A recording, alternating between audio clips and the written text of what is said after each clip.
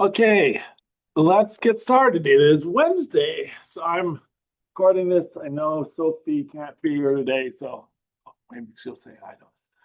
Um, so we're going to continue working on Unit 5 of Mobile CSP. We just started this last week a little bit with the search algorithms, and I'm going to do a quick activity to remind you of search algorithms where we looked at like this activity, pick a number between 1 and 100 there.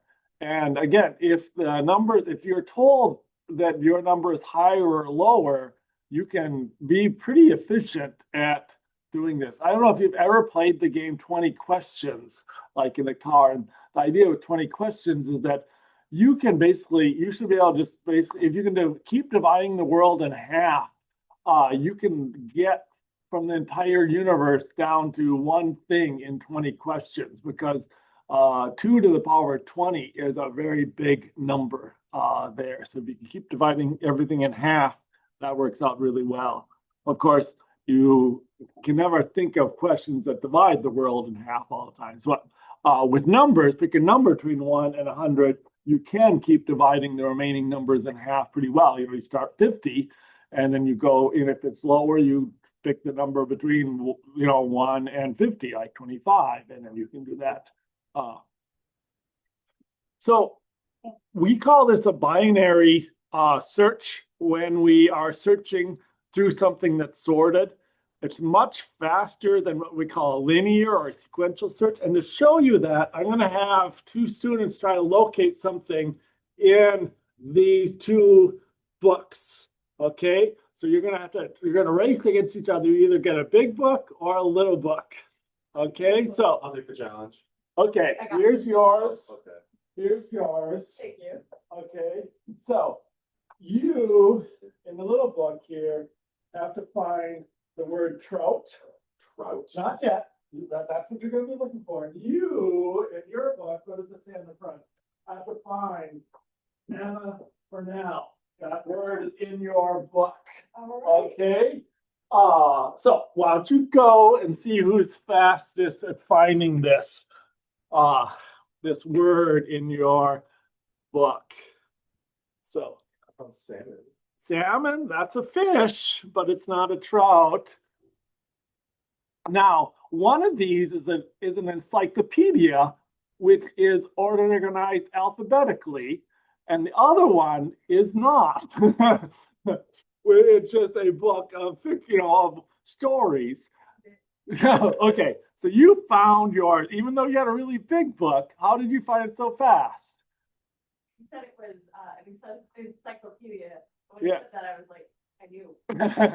So you I looked at an index first. right, you looked for an index, no index. So then you just looked and found the P there because alphabetically there. So that shows you in computing, we like things sorted because we can, if a set of data is sorted, we can find things very quickly there. We as humans can, but the computer also, because of binary search, we can divide in half and stuff like that.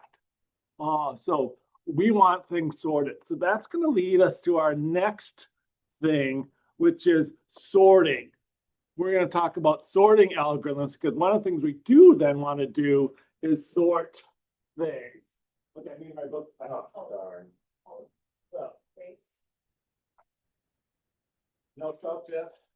It's probably somewhere in the middle of It is very much in the middle of the book because consider just flipping to the yes, you're most likely to find it if you just randomly pick a page. But there, so. Okay, so we're going to talk about sorting. We're going to do an activity in class, a hands-on activity first that's not in mobile CSP so much for sorting stuff. So we're going to break you into pairs. Let's just do pairs today and do this with a partner there. Sure. Worked so well together last Of time. course. Okay, so partners, Partners. Okay, get with your partner. Go ahead. You- Where do you want me to- You need some cards. Oh, am I doing another card trick? You're doing another card trick. Huzzah. Oh my. Actually, I can start. I'm going to doing it. Let's see. All right, look at it. Okay. Oh, What yeah, it you is. saw it. You got it? Yeah. Go back. Uh,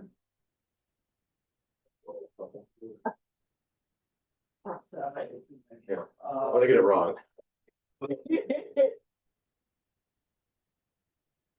Yeah, I'm gonna give you actually some different cards because those are Oh, so all. this is your Purple Skull, yes. Yeah, card? right. Those are all hearts. I want a variety. All right, we're gonna try this one again. Okay. Okay. You're good. Look at it. Okay. Go back and- Okay, so besides the obviously card tricks that some of you are doing, we're gonna want to sort the cards, but we're gonna do it the way computers would have to do it. And so there'll be two of you. One person will be in charge of sorting the deck. The only rule is that you can't look at the cards. You can't look at the face of the cards. There. You can hold them up. So if I'm sorting these cards, I have to keep them face down, and all I can do is compare two at a time. So I hold two up, and the other person is the comparer, and the other person will say, point to the biggest one, or say they're the same. Okay? Is Joker high or low? Yeah, so I would throw out the Joker. So, and in cards, I would do, let's do ace, small, ace, 2, 3, 4, 5, 6, 7, 8, jack, queen, king is the order. So your job is to order your cards. And again, there might be multiple fives and stuff. So we're not going to worry at all about the suits. So if you're playing cards, you know, diamond spades, you just ignore the suits. We're only worried about the numbers. Okay. So again, one person can't see the faces, but can hold up two, and the other person will tell you which one's bigger. And then What we got? you can, however you want to lay them out or organize them, you got to get them all sorted by the end. I will- Okay? I'll be the card sorter. Card trick. I mean, unless you have a preference. I don't care. Okay, so I'll take it two at a time. This one's bigger. That one's fine. This one's bigger. Yeah. Okay. And then that means this one's So smaller. you have the cards. But I'm gonna keep this one. Sure, that works. Bigger, smaller. Yeah, Okay. bigger. I'll always point to the bigger one. Can find that, I'll buy it on four. I know this one is less than yours. That one. Bigger. Now you can compare those two. You ready? Oh, Okay, so let's talk about what algorithms, because we're going to look at some computer algorithms, and so we're not going to try to figure out what you're at. So there's usually three methods that people usually come up with for sorting these algorithms there. So let's start. Describe who did the sorting over there? Mara? Okay. Tell me what did she do? Okay, so she looked at two cards, and then what did she? The higher one.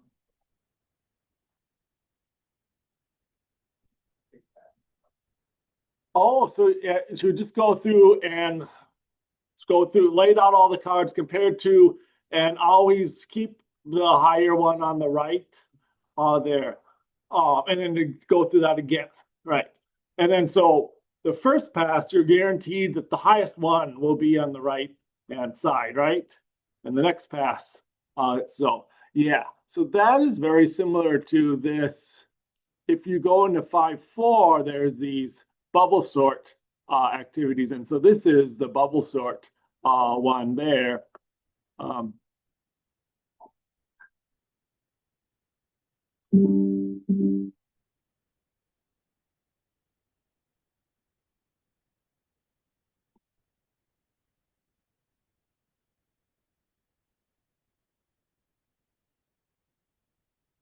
So basically, they're keeping the highest one in their hand the whole time as they're going through. And the ace, they're doing ace high apparently. So yeah, they're doing it. So queens high, queens high, queens high, queens high, queen side. I think queen will be high with this group of cards here. It's a queen side. And so they are always just finding the next highest one. So here's the 4 is the highest. Here's the 4, queen's highest, 2. So each time we call it a bubble sort because the highest card bubbles to the top each time through this deck. So they're doing it with a stack, but I like it like you did, where you lay them all out and then you just go through and bubble each one at the top there. So this looks different than how I would do it and how you might. I think you laid out all the cards and then you just compared them. Rather, they're working with a stack this way. You had them spread out there. How about over here? You didn't do the bubble sort exactly. No, yeah, we did kind of like a variant of it. Right. Basically, we had the cards set like a deck of cards style, and you got the top 2 cards. Show. I point at whichever was the bigger one. We set the bigger one down, and then we grab the next card and then compare them. And if the new card was a bigger card, you then set the smaller of the 3 down, and then grab the 2 bigger ones to compare that. And we kind of went down from there. So the cards you had lying down were in order. Yes. Is that right? So so if you found a bigger one, you then went through the cards that were left and found where to insert it into the sorted. So the cards you had lying down were always in order. So you'd compare one, and we call that an insertion sort because we're taking each card and inserting it into the right spot. And so part of the cards are ordered and part of them aren't. Let's see if I have. Yeah, so here's an insertion sort. So again, all the cards on the left side are ordered. That's kind of your stack. And then they'll take some card and then they'll slowly find where it goes. And now they'll take this next card and slowly find where it goes in your sorted stack. So part of your stack is, and it's not really clear, but part of your stack is always sorted. The left side is always sorted. And you had the left stack on the table, right? And the right side. The greater set. Right, the greater. And you were doing it the opposite. Yeah. They're finding the lowest and you are finding the highest, but similar sort of idea here. So, and then every time you just find where this new card goes there, right? So now that's different than the bubble sort here. Comparison sort. So the bubble sort will slowly bubble the highest one up, and you can see the highest one until we get to a higher one, and then that new higher one will keep bubbling up there. And the new one will bubble all the way up. And then we'll go through and bubble up the next one. The next highest one will bubble up. And so and that's kind of what you were doing. You were doing them side by side, comparing them and going through again and again, it sounded like. That makes sense? So these are 2 common methods of bubbling or of sorting cards. Like this. So, okay. The other groups, did you do anything like this? What kind of, how did you do? Keep the highest card? Right. All right, how about your group? You do that. Okay. Yeah.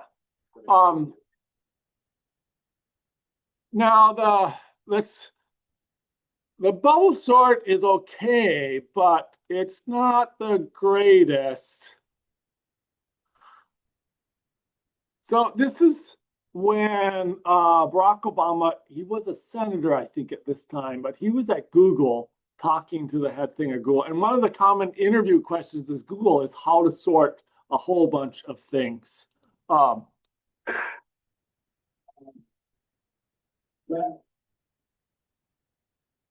Senator, you're here at Google, and I like to think of the presidency as a job interview. It's hard to get a job as president, and you're going to very good now. It's also hard to get a job at Google. we have questions and we ask our candidate questions. And this one is from Larry Schwimmer. Over here. What? I think I'm getting it right here. What is the most efficient way to store 1 million 32-bit integers? Well, Maybe, I'm sorry, maybe. I think the bubble sort would be the wrong way to go. So that's all you need to be president is you just need to know the bubble sort. You should never use the bubble sort in computers. That's never the right answer there. So Never use that. never use that. We did better than the bubble sort. That's a very good question. Is it better than both? So here's another one that is commonly used, and try to figure out, this is what's called a merge sort. You compare two and you keep those two in order. You compare two and you keep those two in order, and then you have two pairs that are in order. You merge them together by comparing, and you get four that are in order. And then over in another case, you go two, you get another four. So you have four in order and four in order, and then you will have an algorithm to merge two sorted lists there. So that's what this one does. It's called the merge sort.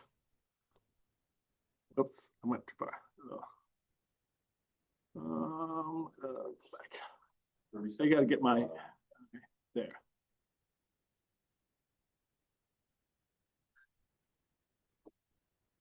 So again, they're just comparing two and they're keeping each set of two in order with the highest one on top here. Okay, now they're going to merge these groups of two together and always keeping the highest one on top. So they'll have stacks of four with the highest ones always on top in order.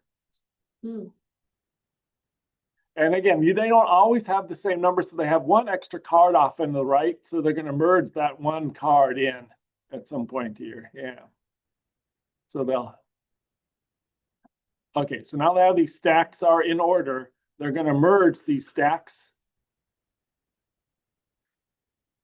So sometimes students come up with this, not very often, but I have seen students come up with this algorithm in class to merge them. Because again, you're just comparing two at a time. This is very efficient. It seems like it's taking a long time, but it is very efficient for larger groups of cards. Those are for the Raven clause. We did a couple version. Okay, so that's a merge sort. So now, which of these are better here? And so what's better? Well, usually when we're sorting, better just means faster there. So the question is faster when? Do you have a set of random things? Do you have a set of almost sorted things? What and how many do you have? So here's a visualization of different sorts. So you were asking, so this is the insertion sort, and this is the bubble sort here. And this is for random values. So look at this one and this one. I'm just going to play them. And so here's the random and the bubble sort. So, and insertion sort's done and bubble sort's not quite done. So insertion sort actually works better for random values. For like reversed or some few unique ones, you'll see sometimes it doesn't work so well for different things. So like here, insertion sort is already done with some of these where bubble sort is still going on here. Now, it's better if I increase this. A lot of these sorts take a lot longer when you have more things. Not just like doubling makes it 4 times as long or 10 times as long. So going from like sorting 10 things to sorting 1,000 things can be a lot longer. So here's 50 here. Now, which of these sorts? So here's insertion, here's bubble, here's merge. So watch all these. Which ones are the fastest sorts?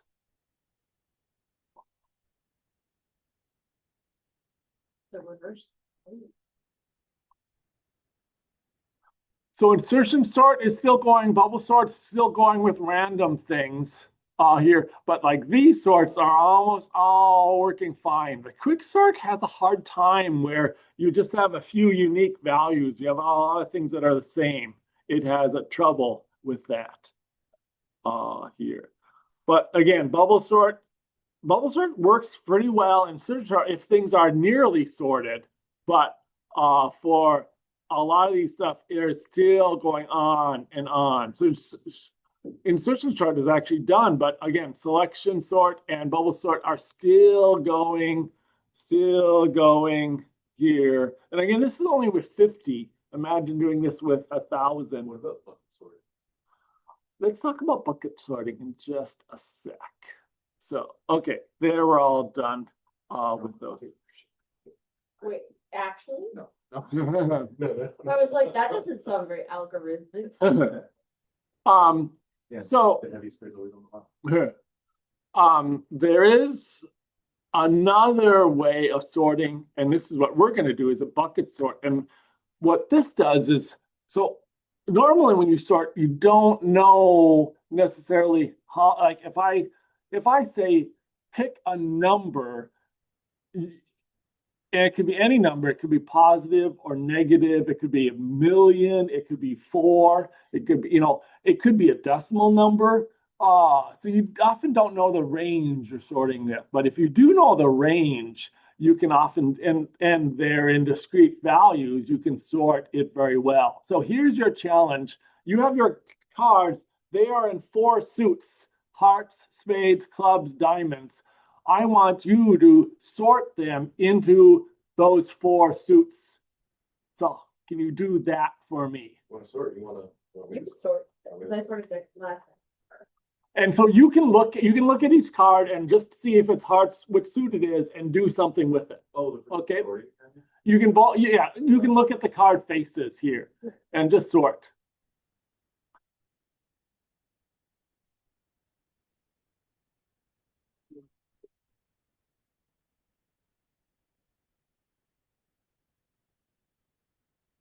And I'm having to do this because I do need these sorted, the suits, when we're done. So, Want to just mix them all up and get them together that way. right, yes. Okay. For giving us 3 points. Right, for taking out 3 points off of a 50-point assignment. There. Doesn't matter if it's still an A, it's a bubble. Oh, No, it's So, okay. He said he might give us when you 1 have point. 4 suits, how is he sorting them? Oh. How is he doing this? So you have 4 piles, 1 for each one, and that works fine with 4 suits. Maybe you can actually use this with like outfit if there are 26 letters, you have 26 piles, you put them in those piles. There. So this is a common way of sorting because then you don't have to like compare each one. You just say this goes in this pile, this goes in this pile. It's very quick to go through. Each card you only have to touch once. Basically, you look at the card and you put it where it belongs. There. So that is this bucket sort for it. So Bucket sorting for that rather than 2. Is that like comparing it to like well, but another thing, like, so when I sort like papers or a bunch of like student reports or things by names, I'll sometimes have 100 things with names on them, and I have to sort them out. What I do is I just start, A's are over there and Z's. Let's get mad at me because I do it on the thing. So A's are over there and Z's, and I just the A and so I have 26 stacks, and then you just keep putting papers in their stacks.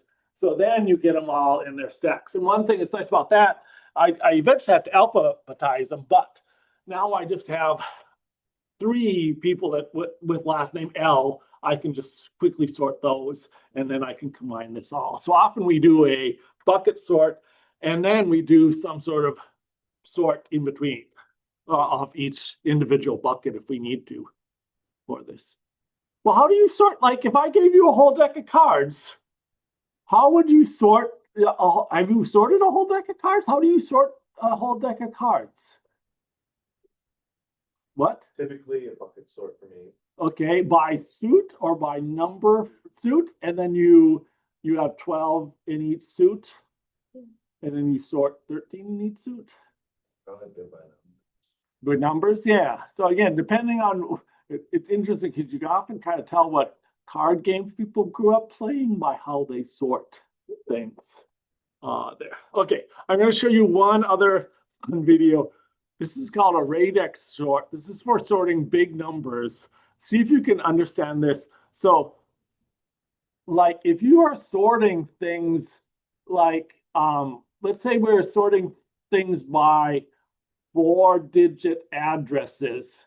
You can, or 4-digit numbers, you can sort off the first number, second number, third number, but you can also actually sort, if you do it the right way, the other way by the far right number and then the next number and the next number in a certain way. So I just love this video just because it's high school students doing it. I assume not, middle school, I don't know.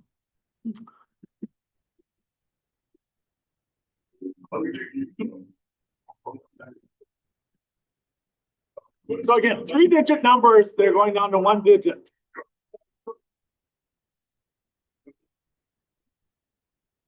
And they basically bucket sort on that 1-digit number.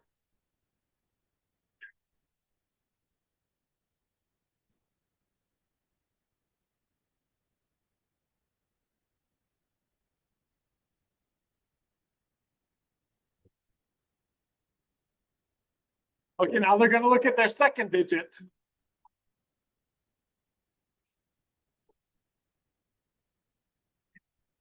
They're switching to the middle digit, and they're going in the right spots. It's important to keep things in order so they have a certain pattern they follow.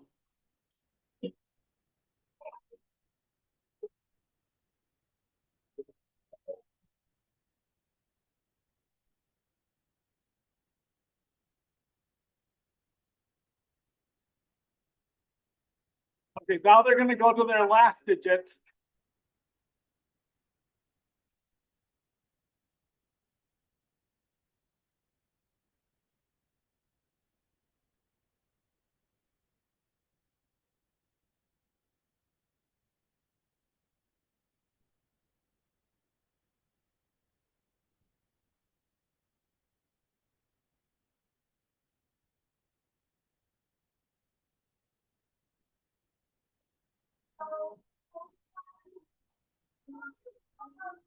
And now everyone will be in order by their 3-digit number.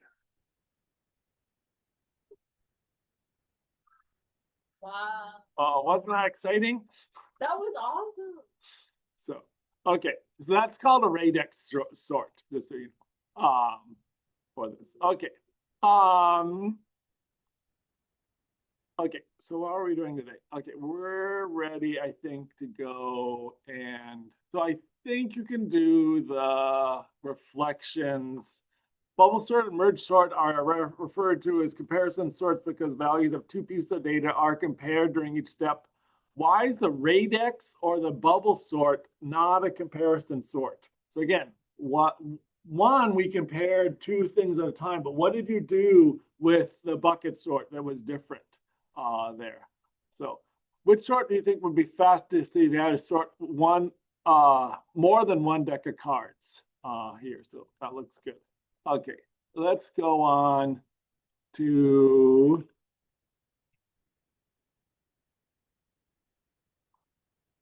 our next one. We're gonna start the quiz app here, and then we'll finish it on Friday. So we're making a quiz app. You're not taking a quiz. You're making an app to give someone a quiz, or someone else. So we're gonna do that. Okay, so why don't you go to 5.5, the quiz app, and we'll walk through this. We're gonna open up the quiz app template and work on that. So go there, open up the quiz app template.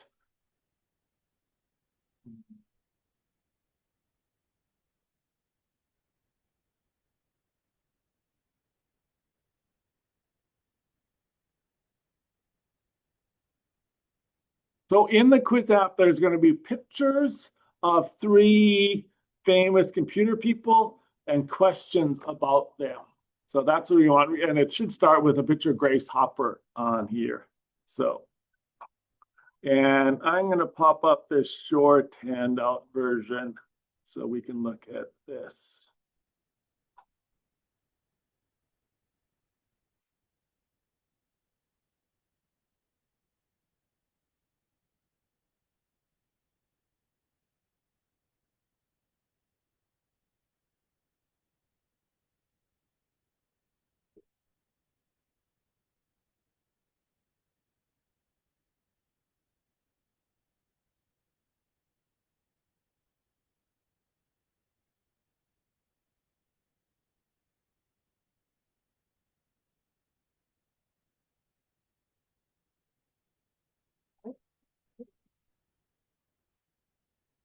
So we have our image, we have, this is where the question goes, we have a question label, we have an answer text box, an answer button, a next question button, and then the correct label. So we have this all laid out, but we don't have any code here. So this is where you're going to want to do, so you're going to want to make 3 lists, and each list is going to have 3 things in it. So again, and you might want to copy and paste these from the handout here. So again, from here, if you scroll down here, there's either the short handout or the text version. I like the short handout for this one. And then this is your template you're opening up for this. So again, go in here, you'll want to switch to block view. You're going to want to go to variables and initialize a global variable, and the first one's going to be our question list. And from it, we're going to make a list. So lists are these blue blocks, and we're going to make a list, not create a list. And by default, there's only 2 things in the list, but if you click on the little gears, you can drag an extra thing there, and then so you can have 3 things. So click on the gears, make 3 things. And then eventually you want to grab 3 texts here, and you want to put these here in. Now, it will be important that you keep these in the same order because, again, the first question is, which computer scientist broke the German Enigma code during World War II? And then the answer is Alan Turing for that. So we want to make sure that that the order of these matches the order of these here. Okay, so try to set this up and get all of your 3 lists set up for that.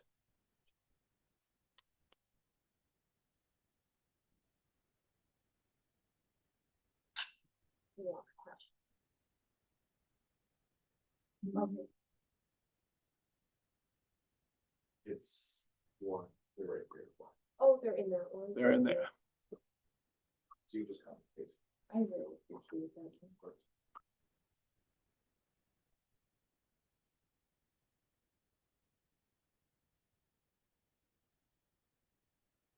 And then we need a 4th question, you said? Eventually, you're going to add a 4th question, but you can I would just get started with 3 questions to start with.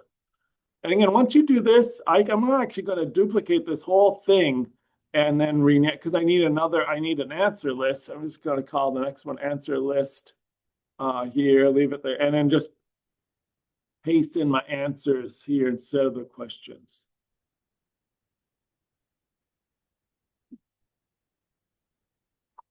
So our 3 answers are Grace Hopper, Alan Turing, and Mary Jackson.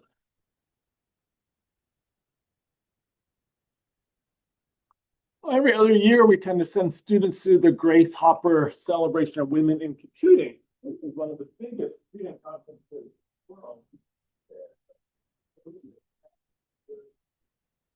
So go to the next. You have to go to your circle up. You can go to 5. Oh. Yeah. And then it should be scroll down. You see it right there. 5. Yeah.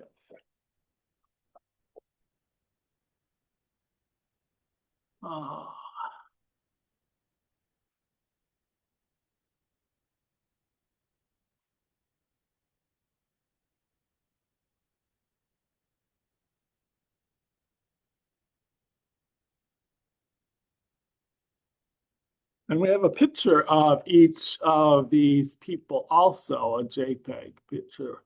That we want to display.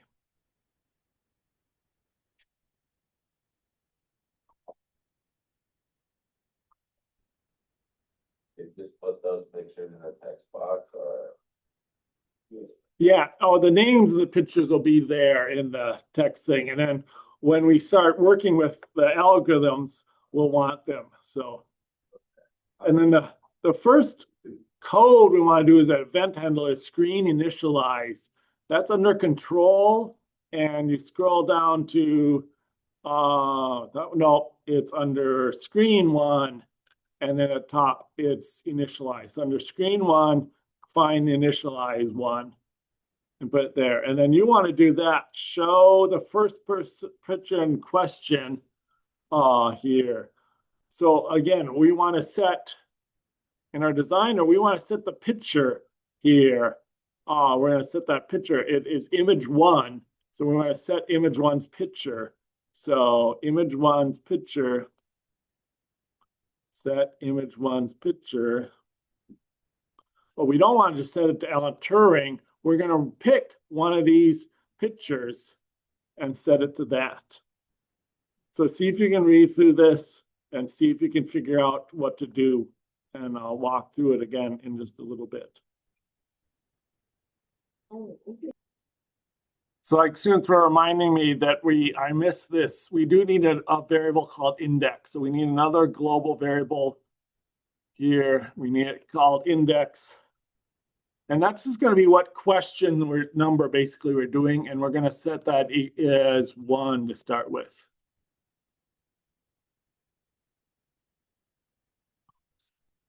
We'll do question 1. Because we'll use that when we're grabbing our picture. We're going to grab a picture under lists. We can select an item from a list. We're going to use our picture list. And our index is just going to be our global index.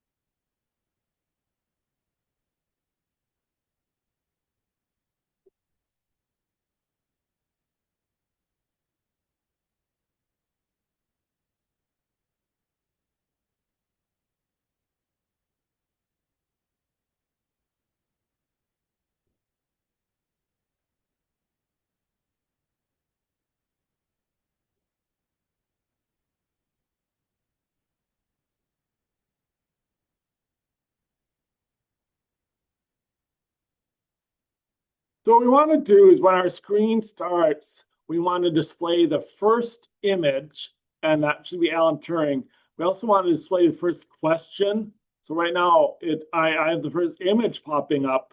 I did that part, but I don't have the first question popping up. It still says, this is where the question goes. So again, that is, this is the question label. I want to set the question label. And so that's what they're saying. Set the question label to select item in the list. So do that. Because again, when it starts up, we want to see a picture of someone and a question about them, as those two things should be updated to. And again, we set it to index 1, so it'll be the first person picture and stuff like that. So. Let's see. The set, what is it? Question label.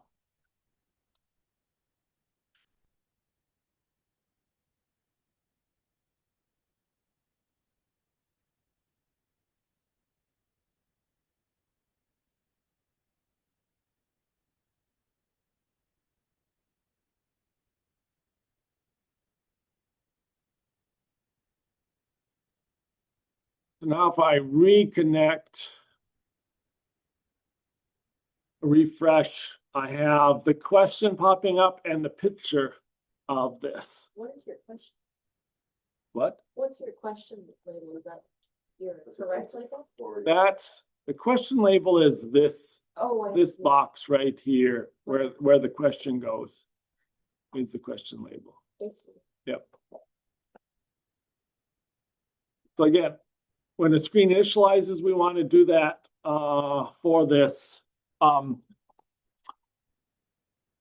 Eventually, we're going to set the correct label to blank, but I'm going to do that in a little bit when we see that. So I'll come back to that. But you might want to just do it right now, as it says to, but I'll show you why in just a sec. We want to do that. Okay, now we're going to do the next button. So again, there's a next button here. We want to display the next question. So we're going to do something similar. Next button, click. And again, we're going to add one to the index. So how do you add one to the index? So set. And then do some math. And get the old index. And get one.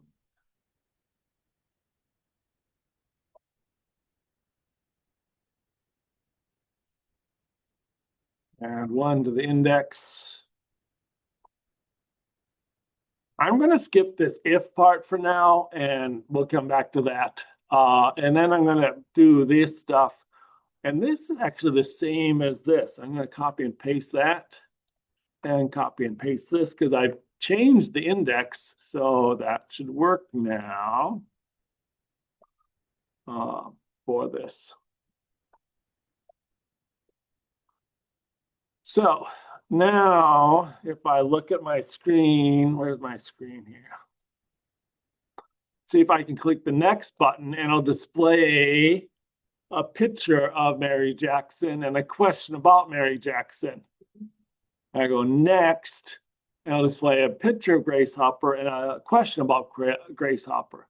Now I've done 3, I only have 3 things on my list. So now if I hit next again, it's going to crash because it's going to trying to find the 4th item in my list. And there isn't a 4th item in my list.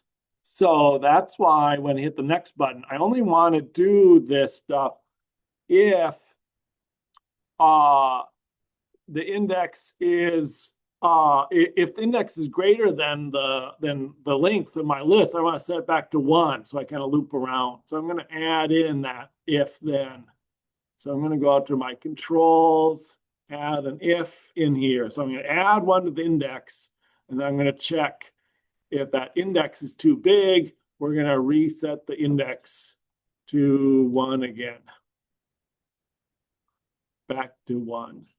So, but I have to check if that index is greater than or is like equal to the length or greater than the length here. So I'm gonna do math. It's confusing, but if you grab math equals, you can change it to like math less than or greater than.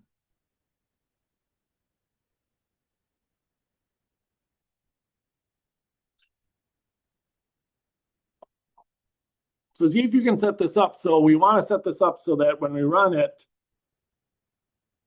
and I hit next, it'll go back to 1 here. And then 2 and 3. Now it's not working. It keeps always going to 1. So make sure you set up this if. It should go through 1, 2, 3, and then back to 1, 2, 3, back to 1, 2, 3. So if you see if you can set that up, test it out, see if you can get it right. And then we'll start working on the answers.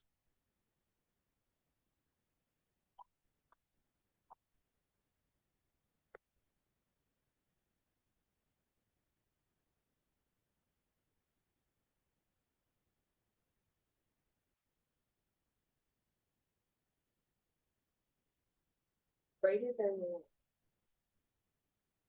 Yeah, what should we be checking? That's a good question.